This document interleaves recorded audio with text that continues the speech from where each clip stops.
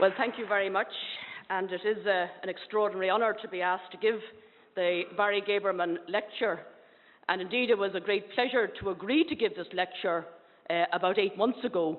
I was thinking twice about that about 2 weeks ago, but it is great to be here. So, as was noted yesterday in his book, A Tale of Two Cities, Charles Dickens wrote that it was the best of times and it was the worst of times. And as ever, our Chinese friends have a proverb, some say a curse, may you live in interesting times. But the lecture title that I was given today, The Role of Philanthropy in Difficult Times, undoubtedly has a resonance with Barry, given his many years of thoughtful and insightful contribution to global philanthropy. Difficult times are invariably complex and bring with them both challenges and opportunities. So my optimistic subtext today is the question, why miss the opportunities of a good crisis? What I want to do is to rehearse some of the contextual issues that might warrant the depiction of difficult times, then share a few thoughts about the world of philanthropy, drawing indeed on insights presented some years ago by Barry himself, and concluding with that theme, dear to all our hearts, well, certainly as a community foundation practitioner dear to mine, the nature and contribution of community philanthropy. And my connecting thread in this talk is borrowed from management guru Peter Drucker, that the greatest danger in times of turbulence is not the turbulence, it is to act with yesterday's logic. The art, some may say the science, of studying the future has been adopted by not only academic institutions, but also by business, politics, and national intelligence agencies. At least one Centre for Future Studies in Kent University in England talks about the need to analyse global trends in order to identify shocks and scenarios, whilst the World Economic Forum outlines scenario planning based around economic, geopolitical, environmental, societal and technological megashocks that offer possible global contexts. And then, of course, outlying all this study are the dreaded black swans, the scenarios that few foresee.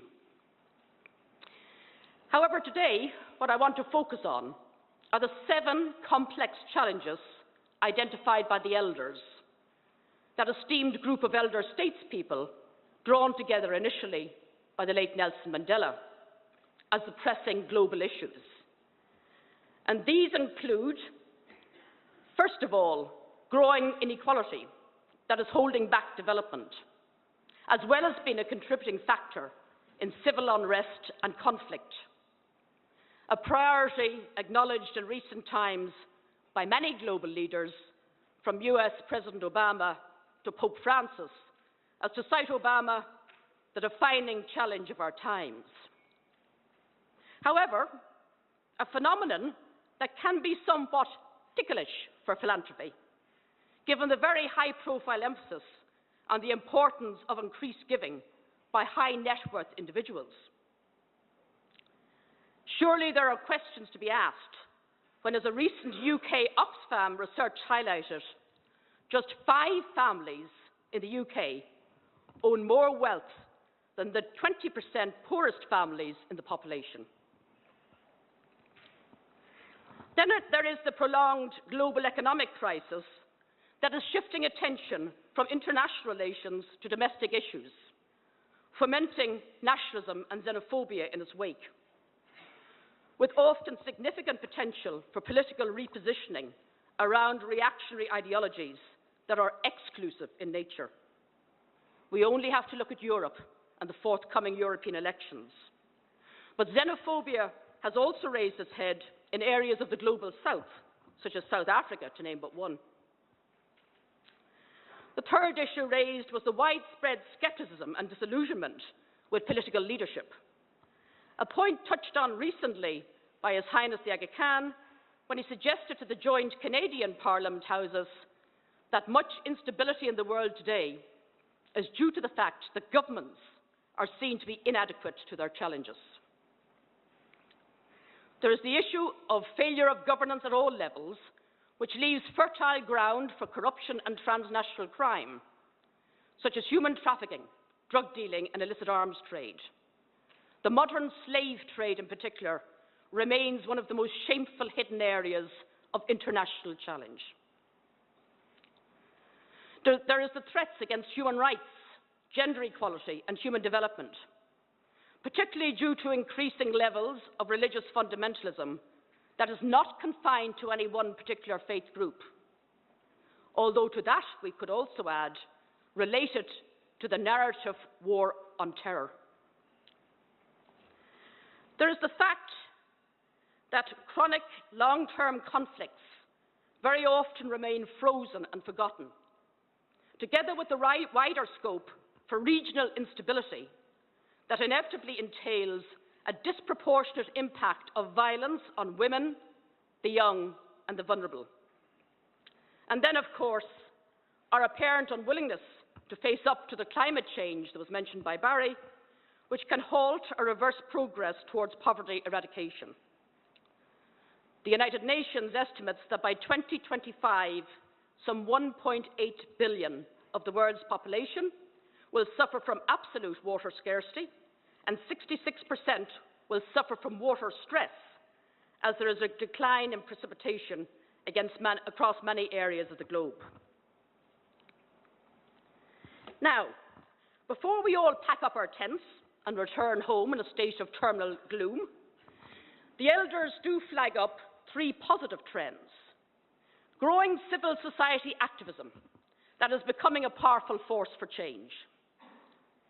Increasing awareness of universal values and the need for ethical leadership in supporting the development of more inclusive democratic systems. And the fact that the digital revolution is providing unprecedented access to information and communication.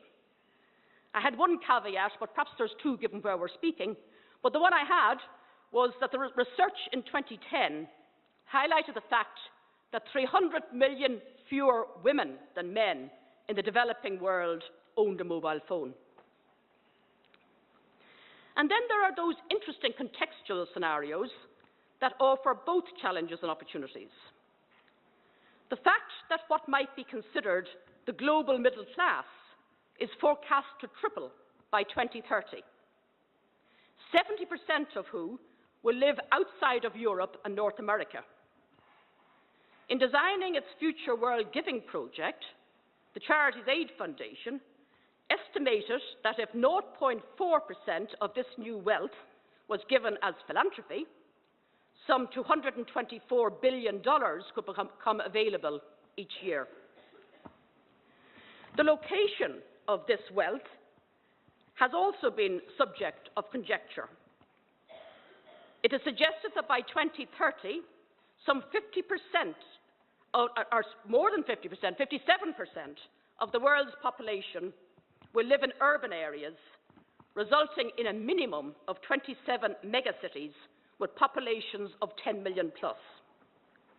However, this in turn poses questions to civic activism and notions of participative democracy. Will urban civic activism dictate the democratic agenda and national balances of power?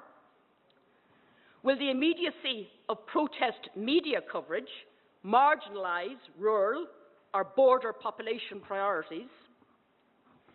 Will we see an increase in the reactive politics of the borderlands, as arguably has already been happening in southern Thailand, the north of Spain, Mindanao in the Philippines, Kashmir and other areas of India, to name but a few?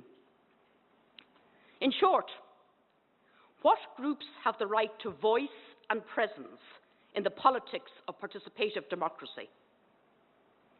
Are we in a post-Westphalian phase of nation building, where the sovereignty of established nation-states, in inverted commas, within their territory is no longer a given? And what are the boundary points that dictate the exercise of democratic choice a question that has bedevilled us in Ireland, Northern Ireland, for well over a century, and that we've more recently seen in the Ukraine. Questions that suggest that there are few certainties and all to play for. These contextual challenges cannot be ignored as we plan for a future which, after all, is being charted over the next 15 to 20 years. Given the scenarios on offer, it is essential that we gear ourselves up to try on other world views for size, over and above those that we've grown up with and find comfortable. The economist Jane Maynard Keynes touched on this point in the mid-1930s when he suggested, and I quote, "The idea of the future being different from the present is so repugnant to our conventional modes of thought and behaviour that we, most of us, offer a great resistance to acting on it in practice." However, we now have the benefit of access to information and communication that enables us to think outside the proverbial box of the accustomed.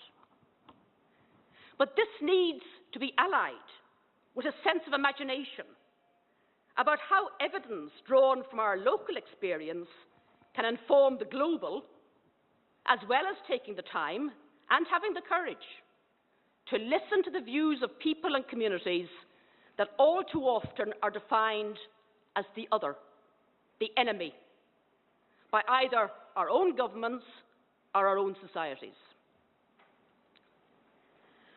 Which brings me to the role of philanthropy in this ever-changing and challenging world. It goes without saying that philanthropy is a good thing. Otherwise, why would we all be here? But just sometimes I am reminded of that insight about politics expressed by the early 20th century US Senator Mark Hanna. There are only two things that matter in politics. The first is money, and I can't remember the second.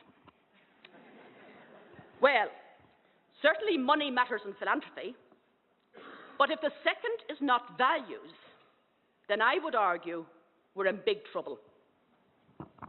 Over the past decade and more, we have heard much debate about philanthropic impact and effectiveness. And as we heard this morning, whether it is strategic, innovative, or catalytic, whether it is celebrity philanthropy or responsive.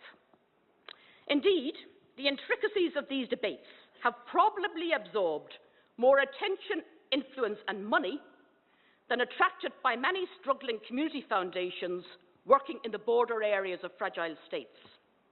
However, the reality remains that philanthropy itself, like civic activism, is a contested space that can be particularly challenged in difficult times. The philosopher, he'd like that, Mike Edwards,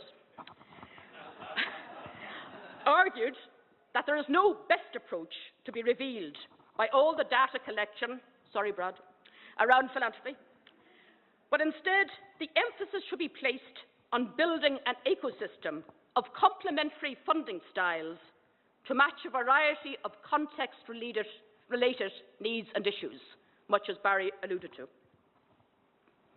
Michael also suggested that philanthropy could learn much from some of the debates within the sphere of development aid, and I would add, within the sphere of community development. What remains for me important is the need for clarity and transparency about the purposes, processes, and value framework that philanthropic foundations work to. Indeed, in terms of values, we need go no further than some of those identified by the elders in their strategic document: integrity, courage, compassion, equality, and perseverance. All values that stand at odds with those examples of well-endowed foundations that in practice prefer courtiers to critical thinkers. But values that do require to be deconstructed in order to draw out their essential qualities and to consider how we can go about applying them in our day-to-day work, particularly perhaps that one of perseverance. In terms of the potential of philanthropy, I think we need go no further than the 10 attributes enumerated by Barry himself when speaking at the US Council on Foundations a number of years ago. The first, that foundations can take risks and afford to fail. Heresy in the face of high-impact philanthropy approaches, but that do recognise that much learning actually comes from smart failures. Secondly, they can take on sensitive issues that public institutions will often step away from. And this is particularly important when these issues relate to underlying social justice challenges. Thirdly, they can take on activities that are not sustainable with only earned income, but that require a subsidy, since they are not governed by the tyranny of the bottom line. And again, reference was made this morning, I think in one of the breakout sessions, to the investment in micro-enterprise. Then there's the issue that they can help to sustain services desired by a particular segment of society, but that are not priorities for government. Again, very critically currently in the climate of austerity that so many of our societies face, and that are impacted disproportionately on the poorest in societies. Then there is the issue that they can afford to think long term. Again, that question of perseverance. That they can be flexible and incorporate mid-term corrections to their programmes. However, to achieve this in practice, the point made yesterday, that they have to be prepared to nuance the tyranny of the log frame approach, what I always call the logjam approach. Then Barry argued that they could act rapidly. I have a little bracket here saying, well, sometimes. That they can test innovative and new initiatives that can be brought to scale. That they can fund independent policy analysis as a check on the claims of the public sector. And I think particularly given the economic recession that many of us have gone through, the private sector as well. And finally, that they can fund advocacy organisations. And again, I might add, sometimes. So in summary, drawing on Barry's points, foundations, at the best of times, can be innovative, risk-taking, a point of solidarity and advocacy, policy sceptics, as well as demonstrating perseverance and the ability to test and disseminate learning. These are all important roles, arguably, particularly when facing difficult times, when much government and media attention is focused on short-term crisis management, and when funding is particularly limited in terms of research and development, let alone risk-taking. But how many foundations, of all the thousands that we know are there and that are registered, step up to the plate in terms of these attributes? And how does all this apply to the world of community philanthropy that many of us here inhabit?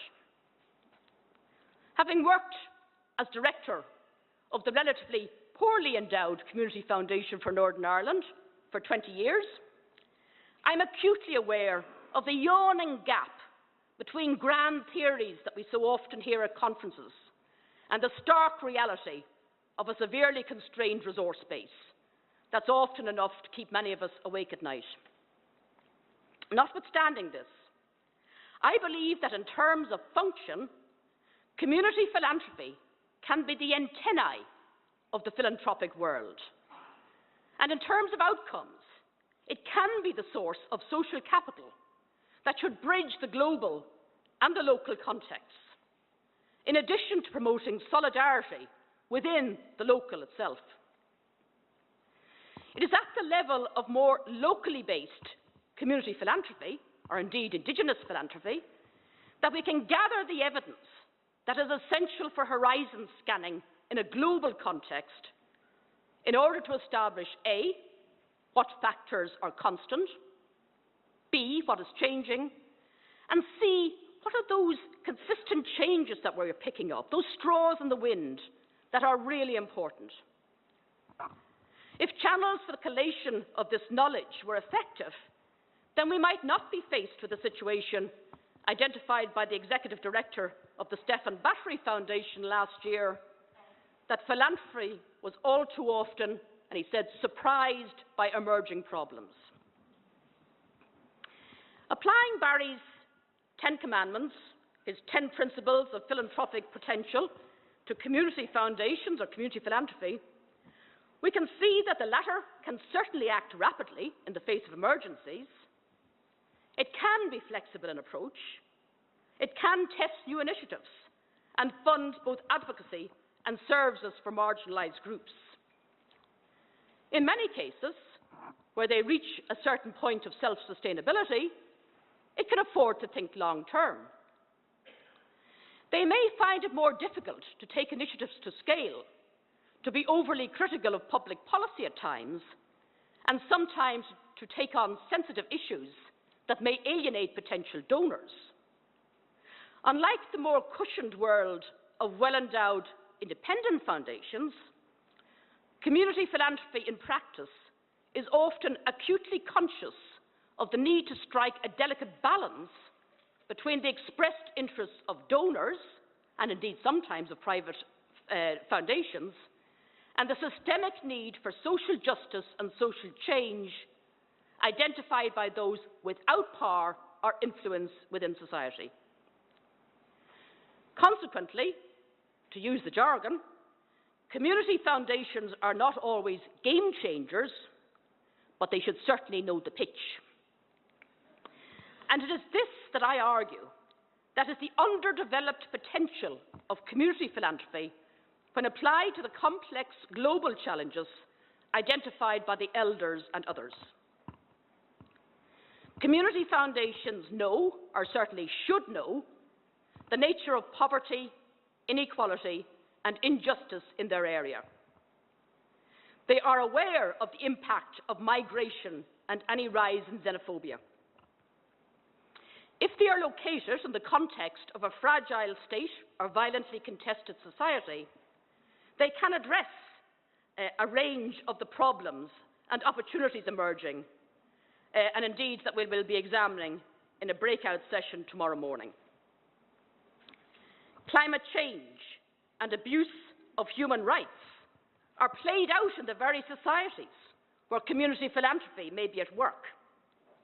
But to actually develop a knowledge hub that can collate evidence, share it collectively, and seek to influence higher-level policies, there is a need for this to be seen as a priority, with resources of time and energy invested accordingly.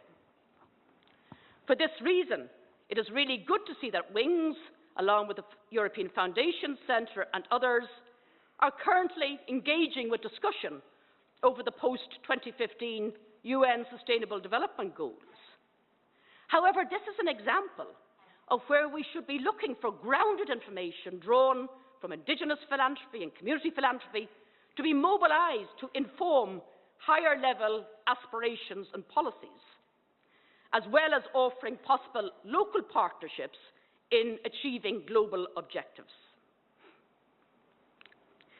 But given that we are living in difficult times, and yet have the benefits of networking, we can be more ambitious than simply acting as knowledge hubs.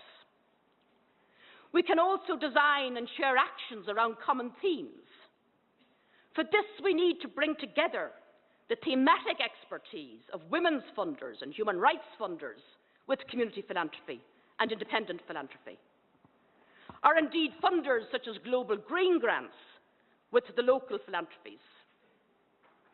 Again, community foundations have the benefit of being place-based generalists with relationships of trust and credibility. So they should be actually opening the doors to thematic specialisms or international funders, and more proactively acting as re-granting partners for larger transnational donors. For example, given the projected mega-city scenario? Is it not timely for us to examine the learning of various foundations currently working in those contexts and sharing it?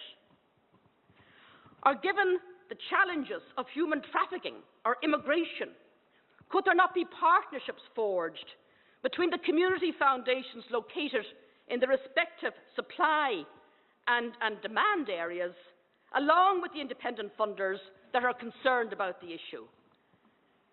We need to envisage new forms of partnership and collaboration that are inclusive of the local and sensitive to the fact that for many of the latter to participate effectively in our thematic networks and affinity groups meeting, there is always a consideration that the price of an air ticket may represent a small grant locally.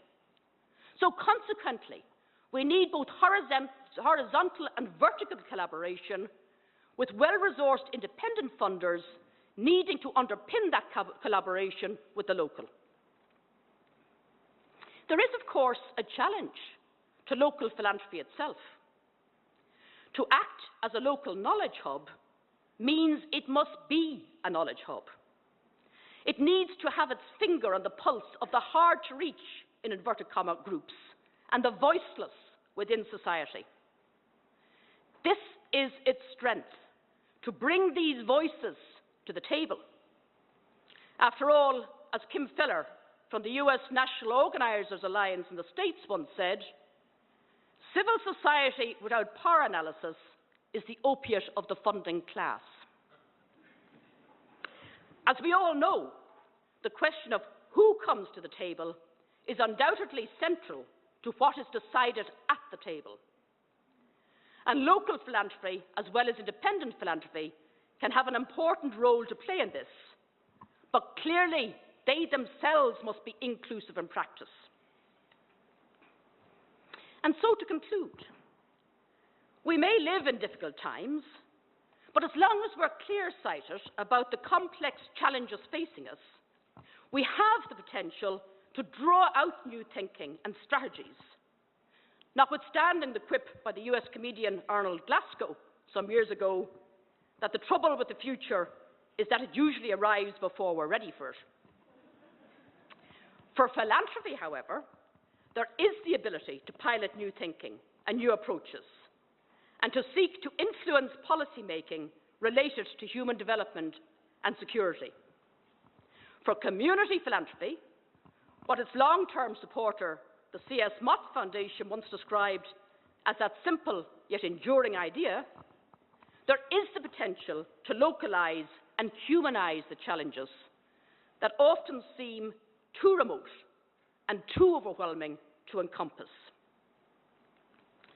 As Barry mentioned in his introduction, one of the objectives of the recently established Global Alliance for Community Philanthropy, an initiative of the C.S. Mott Foundation, Rockefeller Brothers Fund, Aga Khan Foundation and USAID, is to generate learning drawn from the past and current experience of community philanthropy, to complement the work of organizations such as WINGS, the Global Fund for Community Foundations, and others. Because when the Community Foundation of South Sinai in Egypt funds education around voter registration with Bedouin populations, or when SEMIAS in Mexico hands over decision-making to women from deprived areas, that is saying that philanthropy is something more than donor services. It is saying that what and how we use resources is as important as mobilising them. When the Community Foundation for Northern Ireland worked for over 30 years to bring together bitterly divided communities, or the Dalit Foundation in India refuses to allow the caste system to condemn people as untouchable, then philanthropy is demonstrating that it can be far more powerful than acting as an ATM cash machine. When the community foundations in Canada work collectively to influence public perceptions through its Vital Signs initiative, it is saying to us that knowledge can be pooled, issues identified, and used effectively to actually try and influence society and influence policy making. Because community philanthropy in particular is in many ways like the turtle in the native Indian proverb, where the story is told that the deer can only see the land and the fish can only know the water, but the turtle can know both. Given this unique position that can bridge differences and diversity, community philanthropy needs to be supported as well as challenged to enhance its role in not only surviving difficult times, but in contributing to the shape of things to come. But in achieving this, there needs to be more imaginative collaboration. And I do say collaboration perhaps rather than partnerships, but certainly collaboration between that and forward-looking private philanthropy and indeed Indigenous funders in the local context.